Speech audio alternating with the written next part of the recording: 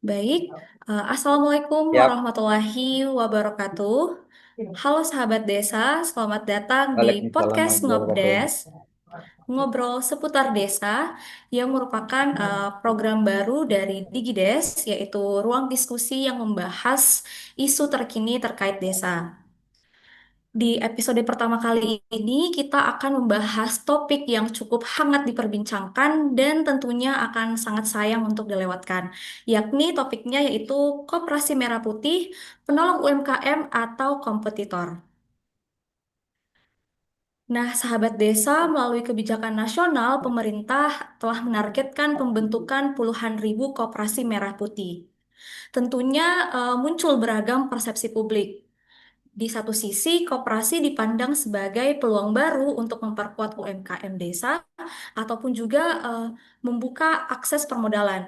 Nah, akan tetapi di sisi lain juga muncul kekhawatiran kalau koperasi ini akan bersaing langsung dengan pelaku usaha kecil dan juga menimbulkan tumpang tindih dengan koperasi yang sudah berjalan di desa. Di episode kali ini, kita tidak hanya mencari jawaban hitam putih, tetapi mencoba melihat realitas di lapangannya seperti apa. Nah, sudah bersama kita nih Bapak Weli Fauzan SIP selaku Kepala Bidang Keuangan Dinas Pemberdayaan Masyarakat dan Nagari Kabupaten Solok. Beliau ini aktif di sektor pemerintahan dan juga aktif berbagi wawasan seputar desa melalui video dan diskusi pada siaran langsung di TikTok. Baik, selamat pagi Pak Weli.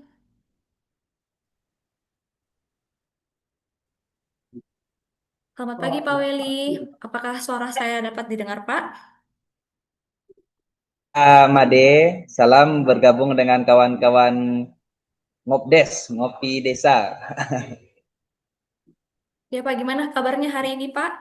Baik. Alhamdulillah, karena di Kabupaten Solok sekarang pemerintahan desanya aman, ya alhamdulillah kita baik dan luar biasa kalau hari ini, Mbak. Alhamdulillah luar biasa sekali Pak. Terima kasih Pak sudah berkenan hadir di episode pertama Ngobdes, ngobrol seputar desa. Baik, mungkin kita langsung saja ya Pak diskusi tanpa lama-lama. Jadi kan Pak, Bapak ini kan sering terlibat dan juga sharing di TikTok soal isu seputar desa. Nah, artinya Bapak ini tidak hanya melihat dari sisi kebijakan pemerintah, tetapi juga Bapak membaca respon-respons masyarakat secara langsung di lapangan maupun di media sosial. Nah, di ruang publik Pak, narasi tentang Koperasi Merah Putih itu pasti cukup beragam. Saya ingin mulai nih Pak dari respons awal masyarakat. Ketika Koperasi Merah Putih diperkenalkan, bagaimana sih Pak reaksi warga desa? Apakah mereka langsung menerima atau sempat muncul keraguan? Kalau untuk reaksi, sepanjang yang kami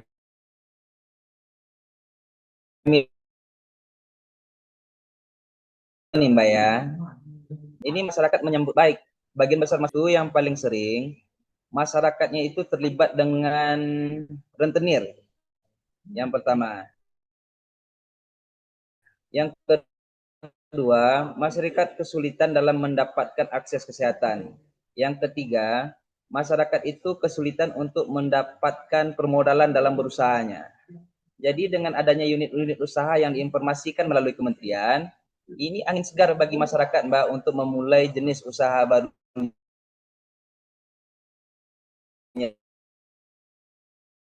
Jadi untuk mengembangkan gimana ya?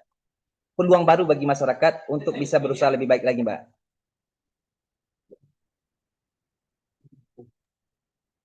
Baik, Pak. Jadi tadi yang saya tangkap, kalau respons awal masyarakat itu mereka menyambut dengan baik ya Koperasi Merah Putih ini dan juga menjadi peluang baru bagi masyarakat untuk membuka usaha-usaha mereka. Nah, Betul, selanjutnya Mbak. nih Pak, kalau tadi kan kita bicara respons masyarakat secara umum. Nah, saya ingin geser sedikit nih Pak ke pelaku usaha di desa. Mohon maaf sebelumnya Pak, mungkin di device yang satunya boleh di mute dulu Pak karena suaranya Ya, mantul. Ya, oke baik Pak, saya lanjut. Kalau tadi kan kita bicara tentang respons masyarakat secara umum. Nah, sekarang Pak, Saya mau tanya nih sedikit terkait pelaku usaha di desa. Karena kan pada akhirnya UMKM dan juga pelaku usaha itu adalah pihak yang paling dekat dengan dampak kebijakan ini. Nah, kalau begitu Pak, bagaimana sih tanggapan dari pelaku UMKM itu sendiri? Apakah mereka menyambutnya juga positif atau sempat ada protes dari para pelaku usaha, Pak? Kalau protes pasti ada, Mbak. Kenapa kami katakan pasti ada? Karena ini penginformasian tentang jenis-jenis usaha koperasi itu kan tidak semua masyarakat mendapatkan informasi langsung. Misalnya nih, ada masyarakat yang sudah berusaha di bidang sembako, ada masyarakat yang sudah berusaha di bidang penyaluran gas LPG, ada masyarakat yang sudah berusaha di dalam proses penjualan pupuk subsidi misalnya. Tapi seandainya informasi yang kita terima dari kementerian bahwasanya Koperasi Desa Merah Putih ini nantinya akan mendapatkan akses untuk menjadi penyalur dari barang-barang subsidi, sehingga ketika koperasi nanti menyalurkan barang-barang subsidi, malah yang diuntungkan pelaku UMKM. Kenapa? Karena pelaku UMKM bisa mendapatkan barang-barang atau yang akan mereka jual itu lebih dekat dengan harga yang lebih terjangkau. Tidak ada lagi akses untuk distribusinya, tidak perlu sewa truk atau sewa mobil untuk jemput barang. Mereka bisa mendapatkan langsung barang-barangnya dari KDMP yang ada di desa-desa. Sehingga supaya masyarakat pelaku UMKM paham tentang itu, memang perlu sosialisasi yang intens dari pemerintah desa dan pihak-pihak terkait. Apakah itu melalui dinas koperasinya ataupun melalui pemerintah daerahnya. Sehingga pelaku UMKM ini mengerti betapa pentingnya ada koperasi Desa Merah Putih bagi mereka untuk supaya mereka lebih dekat mendapatkan akses barang-barang yang akan mereka jual.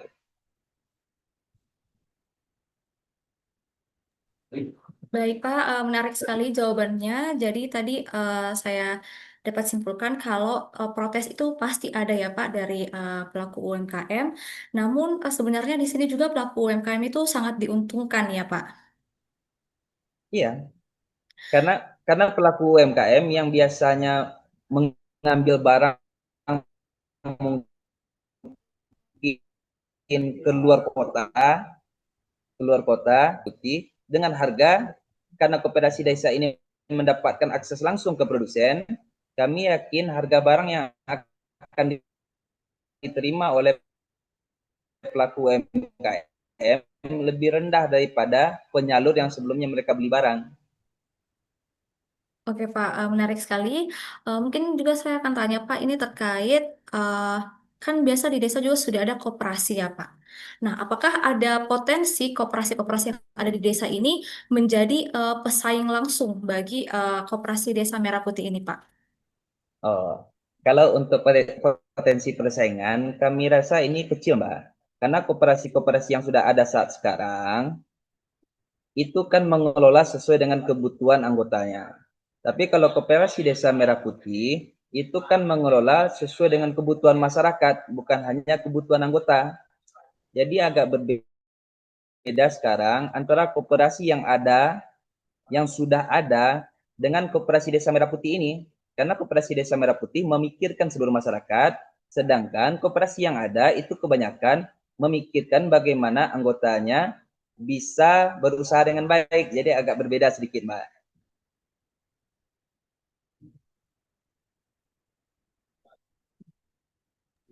Oke Pak, baik, menarik sekali jawabannya. Jadi tadi dapat disimpulkan bahwa potensi persaingannya itu kecil ya Pak, karena kalau koperasi di desa itu mereka lebih menyesuaikan dengan kebutuhan para anggotanya. Sedangkan kalau koperasi merah putih, dia itu mengelola sesuai kebutuhan masyarakat. Betul. Nah, selanjutnya nih Pak, kalau melihat Ya Pak, kalau melihat dinamika tadi, tentunya pasti ada tantangan ya Pak tentang soal pembentukan. Nah, menurut Bapak, apa sih tantangan terbesar agar Koperasi Merah Putih ini tidak berhenti sebagai formalitas program saja? Tantangan terbesarnya menurut kami di tata kelola, Mbak. Di tata kelola. Mulai dari SDM-nya,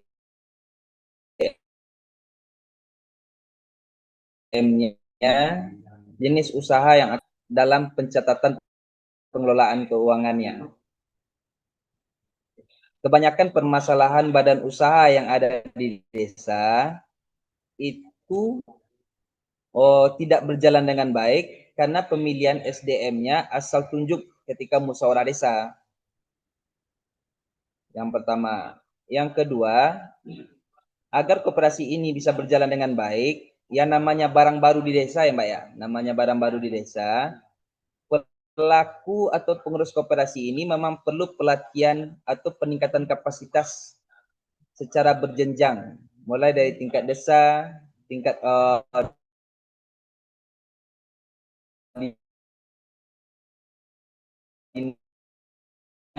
bahkan dan nanti kita harapkan juga pengurus ini pahala ini kan bukan hanya menjalankan usaha Mbak, tapi juga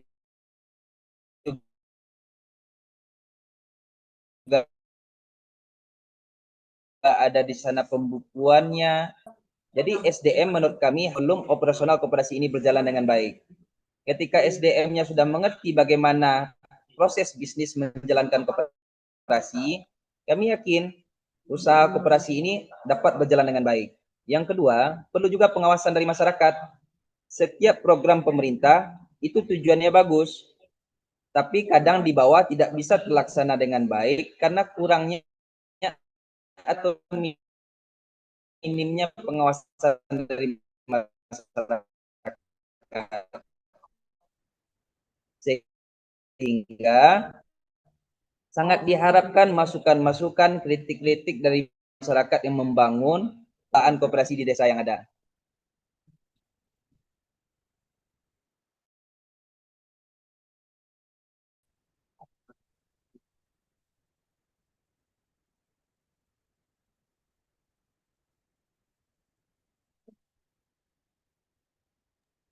Baik Pak, jawabannya sangat luar biasa.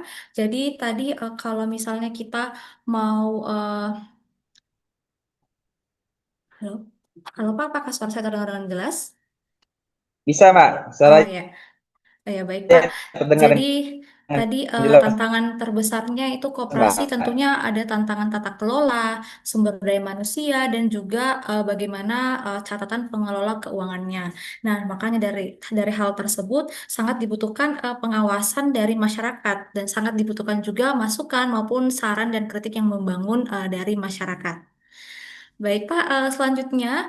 eh, ini Pak, untuk desa-desa yang lain mungkin nih Pak, yang sedang bersiap untuk membentuk koperasi yang seperti ini, Koperasi Merah Putih. Mungkin saya ingin minta nih Pak, satu catatan penting dari pengalaman Bapak. Apa sih satu kesalahan yang harus dihindari sejak awal Pak? Kalau menurut kami yang Mbak, ya, kesalahan yang dari awal itu seringkali penunjukan pengurus itu tidak memperhatikan latar belakang yang orang yang ditunjuk menjadi pengurus,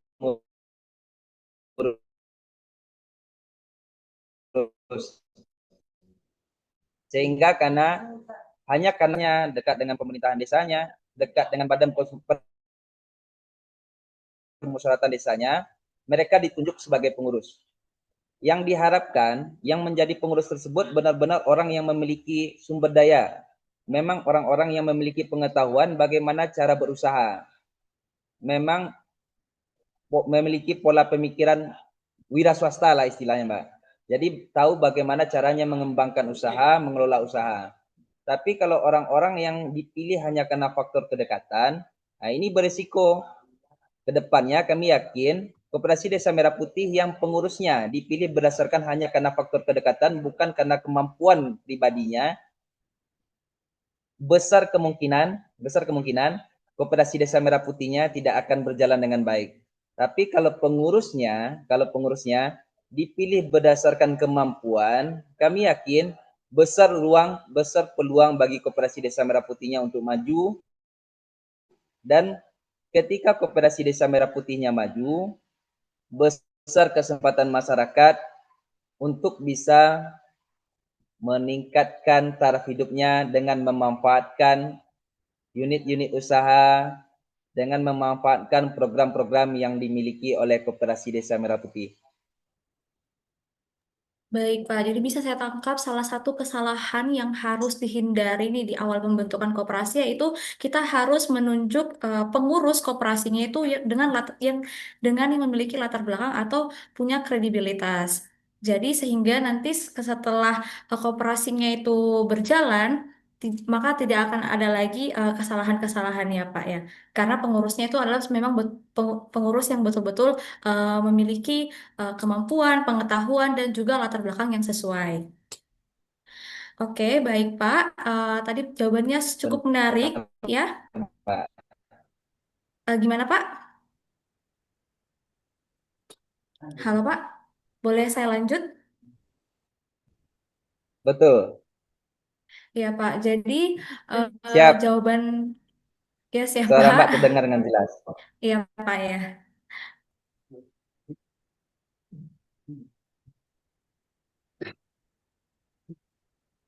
Nah, baik Pak, tadi jawaban Bapak yang terakhir itu menutup obrolan kita hari ini.